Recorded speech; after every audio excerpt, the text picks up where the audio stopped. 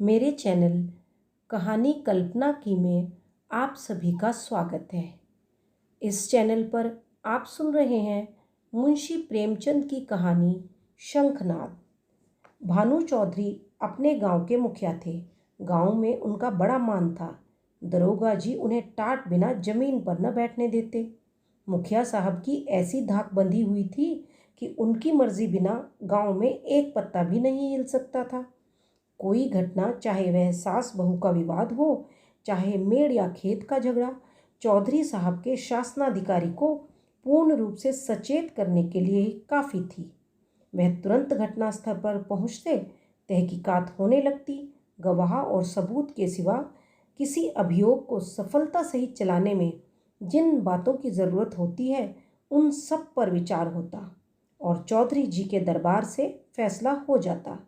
किसी को अदालत जाने की ज़रूरत न पड़ती। हाँ, इस कष्ट के लिए चौधरी साहब कुछ फीस ज़रूर लेते थे। यदि किसी अवसर पर फीस मिलने में असुविधा के कारण उन्हें धीरज से काम लेना पड़ता तो गांव में आफत मच जाती थी, क्योंकि उनके धीरज और दरोगा जी के क्रोध में कोई घनिष्ठ संबंध था। सारांश यह है कि चौधरी से उनके दोस्त दुश्मन सभी चौकन्ने रहते थे। चौधरी महाशय के 3 सुयोग्य पुत्र थे। बड़े लड़के बीतान एक सुशिक्षित मनुष्य थे। डाकिये के रजिस्टर पर दस्तखत कर लेते थे। बड़े अनुभवी, बड़े नीति कुशल। मिर्जई की जगह कमीज पहनते, कभी कभी सिगरेट भी पीते, जिससे उनका गौरव बढ़ता था। यद्यपि उनके ये दुर्व्यसन बूढ़े चौधरी को नापसंद थे, पर बेचारे विवश थे, क्योंकि अदालत और कानून के मामले बीतान के हाथों में थे। वह कानून का पुतला था। कानून की दफाएं उसकी जुबान पर रखी रहती थी। गवाह गढ़ने में वह पूरा उस्ताद था। मंझले लड़के शान चौधरी कृषि विभाग के अधिकारी थे। बुद्धि के मंद लेकिन शरीर से बड़े परिश्रमी। जहां घास न जमती हो वहां केसर जमा दे। तीसरे लड़के का नाम गुमान था। वह बड़ा रसिक, साथ ही उदंड भी था। मुहर्रम में ढोल इतने जोर से बजाता कि कान के पर्दे फट जाते। मछली फंसाने का बड़ा शौकीन था। बड़ा रंगीला जवान था। खंजड़ी बजा बजा कर जब वह मीठे स्वर में ख्याल गाता तो रंग जम जाता। उसे दंगल का ऐसा शौक था कि कोसों तक धावा मारता, पर घर वाले कुछ ऐसे शुष्क थे कि उसके इन व्यसनों से तनिक भी सहानुभूति न रखते थे। पिता और भाइयों ने तो उसे ऊसर खेत समझ रखा था। घुड़की, धमकी, शिक्षा और उपदेश, स्नेह और विनय, किसी का उस पर कुछ भी असर नहीं हुआ। हाँ, भावजी अभी तक उसकी ओर से निराश न हुई थी। वे अभी तक उसे कड़वी दवाइयाँ पिलाई जाती थीं, पर आलस्य वह राजयोग है जिसका रोगी कभी नहीं संभलता। ऐसा कोई बिरला ही दिन जाता होगा कि बांका गुमान को भावजों के कटु वाक्य न सुनने पड़ते हों। ये विषैले शर कभी कभी उसके कठोर हृदय में चुभ जाते, किंतु यह घाव रात भर से अधिक न रहता। भोर होते ही थकान के साथ ही यह पीड़ा भी शांत हो जाती। तड़का हुआ, उसने हाथ मुंह धोया, बंशी उठाई और तालाब की ओर। भावजें फूलों की वर्षा किया करती।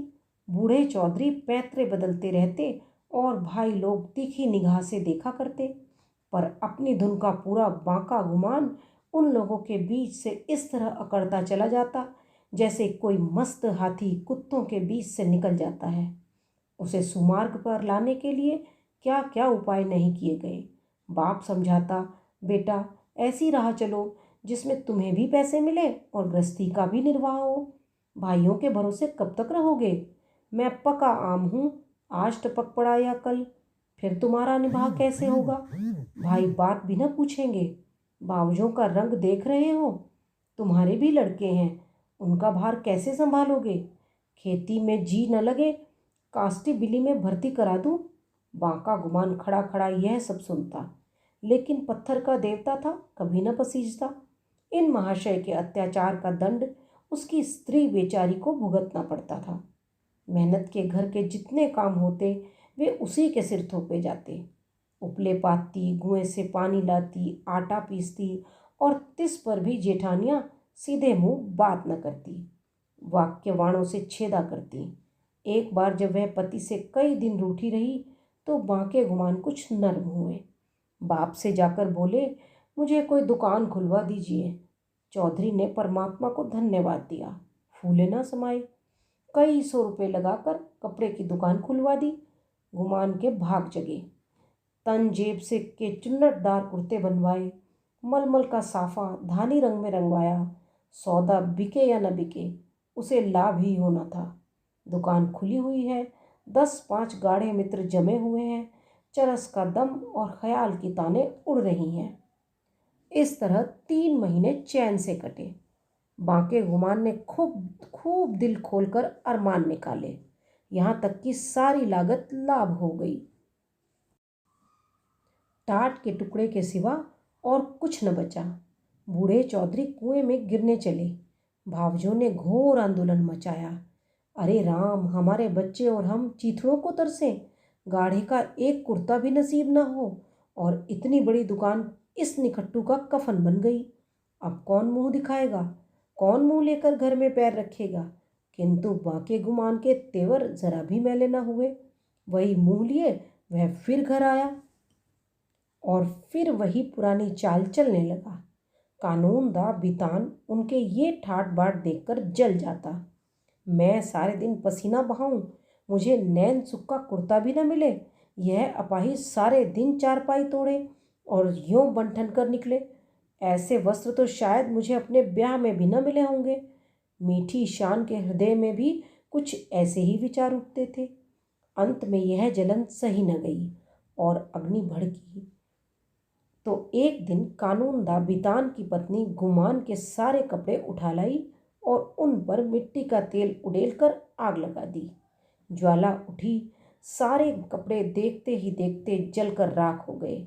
गुमान रोते थे, दोनों भाई खड़े तमाशा देखते थे। बूढ़े चौधरी ने यह दृश्य देखा और सिर पीट लिया। यह द्वेषाग्नि है, घर को जलाकर बुझेगी। यह ज्वाला तो थोड़ी देर में शांत हो गई, परंतु हृदय की आग ज्यों की त्यों दहकती रही। अंत में एक दिन बूढ़े चौधरी ने घर के सब मेंबरों को एकत्र किया और गूढ़ विषय पर विचार करने लगे कि बेड़ा कैसे पार हो। बितान से बोले, बेटा, तुमने आज देखा कि बात की बात में सैकड़ों रुपयों पर पानी फिर गया। अब इस तरह निर्वाह होना असंभव है। तुम समझदार हो, मुकदमे मामले करते हो, कोई ऐसी राह निकालो कि घर डूबने से बचे। मैं तो चाहता था कि जब तक चोला रहे सबको समेटे रहूं, मगर भगवान के मन में कुछ और ही है। बितान की नीति कुशलता अपनी चतुर सहभागिनी के सामने लुप्त हो जाती थी। वह अभी इसका उत्तर सोच ही रहे थे कि श्रीमती जी बोल उठी, दादाजी, अब समझाने बुझाने से काम नहीं चलेगा। सहते सहते हमारा कलेजा पक गया। बेटे की जितनी पीर बाप को होगी, भाइयों को उतनी क्या, उसकी आधी भी नहीं हो सकती। मैं तो साफ साफ कहती हूँ, गुमान को तुम्हारी कमाई में हक है। उन्हें कंचन के कौर खिलाओ और चांदी के हिंडोले में झुलाओ। हम में न इतना बूता है न इतना कलेजा। हम अपनी झोपड़ी अलग बना लेंगे। हाँ, जो कुछ हमारा हो वह हमको मिलना ही चाहिए। बांट बंटवारा कर दीजिए। भला से 4 आदमी हंसेंगे, अब कहाँ तक दुनिया की लाज ढोवें। नीतिज्ञ बितान पर इस प्रबल प्रवक्ता का जो असर हुआ वह उनके विकसित और प्रमुदित चेहरे से झलक रहा था।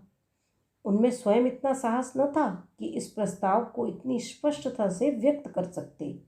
नीतिज्ञ महाशय गंभीरता से बोले, जायदाद मुश्तरका, मनकूला और गैर मनकूला आपके हीन हयात तकसीम की जा सकती हैं। इनकी नज़ीरें मौजूद हैं। ज़मींदार को साकितुल मिल्कियत करने का कोई इस्तेहाक नहीं है। अब मंद बुद्धि शान की बारी आई, पर बेचारा किसान बैलों के पीछे आंखें बंद करके चलने वाला ऐसे गूढ़ विषय पर कैसे मुंह खोलता, दुविधा में पड़ा हुआ था। तब उसकी सत्यवक्ता धर्मपत्नी ने अपनी जेठानी का अनुसरण कर यह कठिन कार्य संपन्न किया। बोली, बड़ी बहन ने जो कहा उसके सिवा और कोई दूसरा उपाय नहीं।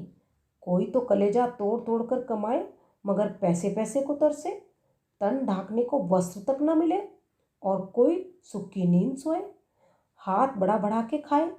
ऐसी अंधेर नगरी में अब हमारा निबाह न होगा। श्याम चौधरी ने भी इस प्रस्ताव का कंठ मुक्त से अनुमोदन किया। अब बूढ़े चौधरी गुमान से बोले, क्यों बेटा, तुम्हें भी यह मंजूर है? अभी कुछ नहीं बिगड़ा, यह आग अब भी बुझ सकती है। काम सबको प्यारा है, चाम किसी को नहीं। बोलो क्या कहते हो? बोलो क्या कहते हो? कुछ काम धंधा करोगे या आंखें अभी खुली नहीं? गुमान में धैर्य की कमी न थी। बातों को इस तरह कान से सुनकर उस कान से उड़ा देना उसका नित्य कर्म था। किंतु भाइयों की इस जनमुरीदी पर उसे क्रोध आ गया। बोला, भाइयों की जो इच्छा है वही मेरे मन की भी लगी हुई है। मैं भी इस जंजाल से भागना चाहता हूँ। मुझसे न मजूरी होगी न हुई। जिसके भाग में चक्की पीसना बंधा हो वह पीसे। मेरे भाग्य में चैन करना लिखा है। मैं क्यों अपना सिर ओखली में दूं? मैं तो किसी से काम करने को नहीं कहता। आप लोग क्यों मेरे पीछे पड़े हुए हैं? अपनी अपनी फिक्र कीजिए, मुझे आधा सेर आटे की कमी नहीं है। इस तरह की सभाएं कितनी ही बार हो चुकी थी, परंतु इस देश की सामाजिक और राजनीतिक सभाओं की तरह इसमें भी कोई प्रयोजन सिद्ध नहीं होता था। 2-3 दिन गुमान ने घर पर खाना नहीं खाया। जतन सिंह ठाकुर शौकीन आदमी थे, उन्हीं की चौपाल में पड़ा रहा। अंत में बूढ़े चौधरी गए और मना के ले आए। अब फिर वह पुरानी गाड़ी अड़ती, मचलती, हिलती, चलने लगती। पांडे घर के चूहों की तरह चौधरी के घर में बच्चे भी सयाने थे। उनके लिए घोड़े मिट्टी के घोड़े और नावें कागज की नावें थी। फलों के विषय में उनका ज्ञान असीम था। गूलर और जंगली बेर के सिवा कोई ऐसा फल न था जिसे बीमारियों का घर न समझते हों। लेकिन गुरदीन के खोंचे में ऐसा प्रबल आकर्षण था कि उसकी ललकार सुनते ही उनका सारा ज्ञान व्यर्थ हो जाता। साधारण बच्चों की तरह यदि सोते भी हों तो चौंक पड़ते थे। गांव में साप्ताहिक फेरे लगाता था। उसके शुभागमन की प्रतीक्षा और आकांक्षा में कितने ही बालकों को बिना किंडरगार्टन की रंगीन गोलियों के ही संख्याएं और दिनों के नाम याद हो गए थे। गुरदीप बूढ़ा सा मैला कुचैला आदमी था, किंतु आसपास में उसका नाम उपद्रवी लड़कों के लिए हनुमान मंत्र से कम न था।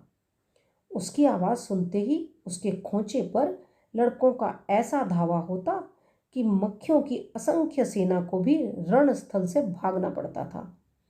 और जहाँ बच्चों के लिए मिठाइयाँ थी, वहाँ गुरदीन के पास माताओं के लिए इससे भी ज़्यादा मीठी बातें थी। माँ कितना ही मना करती रहे, पर बार बार पैसा न रहने का बहाना करे, पर गुरदीन चटपट मिठाइयों का दोना बच्चों के हाथों में रख ही देता और स्नेहपूर्ण भाव से कहता, बहू जी, पैसों की कोई चिंता न करो, फिर मिलते रहेंगे, कहीं भागे थोड़े ही जाते हैं। नारायण ने तुमको बच्चे दिए हैं तो मुझे भी उनकी न्योछावर मिल ही जाती है। उन्हीं की बदौलत मेरे बाल बच्चे भी जीते हैं। अभी क्या, ईश्वर इनका मोर तो दिखावे, फिर देखना कैसा ठनगन करता हूँ। गुरदीन का यह व्यवहार चाहे वाणिज्य नियमों के विरुद्ध ही क्यों न हो, चाहे 100 नगद सही 13 उधार नहीं वाली कहावत अनुभव सिद्ध ही क्यों न हो, किंतु मिष्ठाभाषी गुरदीन को कभी अपने इस व्यवहार पर पछताने या उसमें संशोधन करने की जरूरत नहीं हुई। मंगल का शुभ दिन था। बच्चे बड़े बेचैनी से अपने दरवाजे पर खड़े गुरदीन की राह देख रहे थे। कई उत्साही लड़के पेड़ पर चढ़ गए और कोई कोई अनुराग से विवश होकर गांव के बाहर निकल लिए थे। सूर्य भगवान अपने सुनहरा गाल लिए पूरब से पश्चिम की ओर जा पहुंचे थे। इतने में ही गुरदीन आता हुआ दिखाई दिया। लड़कों ने दौड़कर उसका दामन पकड़ा और आपस में खींचातानी होने लगी। कोई कहता था मेरे घर चलो, कोई अपने घर का न्योता देता था। सबसे पहले भानु चौधरी का मकान पड़ा। गुरदीन ने अपना खोंचा उतार दिया। मिठाइयों की लूट शुरू हो गई। बालकों और स्त्रियों का टट्ट लग गया। हर्ष और विषाद, संतोष और लोभ, ईर्ष्या और शोक, द्वेष और जलन की नाट्यशाला सज गई। कानूनदा बितान की पत्नी अपने तीनों लड़कों को लिए हुए निकली। शान की पत्नी भी अपने दोनों लड़कों के साथ उपस्थित हुई। गुरदीन ने मीठी बातें करनी शुरू की। पैसे झोली में रखे, धेले की मिठाई दी और धेले का आशीर्वाद। लड़के दोनों लिए उछलते कूदते घर में दाखिल हुए। अगर सारे गांव में कोई ऐसा बालक था जिसने गुरदीन की उदारता से लाभ उठाया हो तो वह बांके गुमान का लड़का धन था। यह कठिन था कि बालक धन अपने भाइयों बहनों को हंस हंस और उछल उछल कर मिठाइयाँ खाते देखकर सब्र कर जाए। उस पर तुर्रा यह कि वे उसे मिठाइयाँ दिखा दिखाकर ललचाते और चढ़ाते थे। बेचारा धन चीखता और अपनी माता का आंचल पकड़ पकड़ कर दरवाजे की तरफ खींचता था, पर वह अबला क्या करे। उसका हृदय बच्चे के लिए ऐंठ ऐंठ कर रह जाता था। उसके पास एक पैसा भी नहीं था। अपने दुर्भाग्य पर, जेठानियों की निष्ठुरता पर और सबसे ज्यादा अपने पति के निखट्टूपन पर कुड़ कर रह जाती थी। अपना आदमी ऐसा निकम्मा न होता तो क्यों दूसरों का मुंह देखना पड़ता, क्यों दूसरों के धक्के खाने पड़ते। उठा लिया और प्यार से दिलासा देने लगी। बेटा रो मत, अब की गुरदीन आवेगा तो तुम्हें बहुत सी मिठाइयाँ ले दूंगी। मैं इससे अच्छी मिठाई बाजार से मंगवा दूंगी। तुम कितनी मिठाई खाओगे? यह कहते कहते उसकी आंखें भर आईं। आह, यह मनहूस मंगल आज ही फिर आवेगा और फिर यही बहाने करने पड़ेंगे। हाय, अपना प्यारा बच्चा धेले की मिठाई को तरसे और घर में किसी का पत्थर सा कलेजा न पसीजे। वह बेचारी तो इन चिंताओं में डूबी हुई थी कि धन किसी तरह चुप ही न होता था। जब कुछ वश न चला तो माँ की गोद से जमीन पर उतरकर लौटने लगा और रो रो कर दुनिया सिर पर उठा ली। माँ ने बहुत बहलाया फुसलाया, यहाँ तक कि उसे बच्चे के इस हठ पर क्रोध भी आ गया। मानव हृदय के रहस्य कभी समझ में नहीं आते। कहाँ तो बच्चे को प्यार से चिपटाती थी, ऐसी झल्लाई कि उसे 2-3 थप्पड़ जोर से लगाए और घुड़क कर बोली, चुप रह अभागे, तेरा ही मुंह मिठाई खाने का है। अपने दिन को नहीं रोता, मिठाई खाने चला है। बांका गुमान अपनी कोठरी के द्वार पर बैठा हुआ यह कौतुक बड़े ध्यान से देख रहा था। वह इस बच्चे को बहुत चाहता था। इस वक्त के थप्पड़ उसके हृदय में तेज भाले के समान लगे और चुभ गया। शायद उसका अभिप्राय भी यही था। दुनिया धुई को धुनने के लिए तांत पर चोट लगाता है। जिस तरह पत्थर और पानी में आग छिपी रहती है, उसी तरह मनुष्य के हृदय में भी, चाहे वह कैसा ही क्रूर और कठोर क्यों न हो, उत्कृष्ट और कोमल भाव छिपे रहते हैं। गुमान की आंखें भर आई। आंसू की बूंदें बहुधा हमारे हृदय की मलिनता को उज्जवल कर देती हैं। गुमान सचेत हो गया।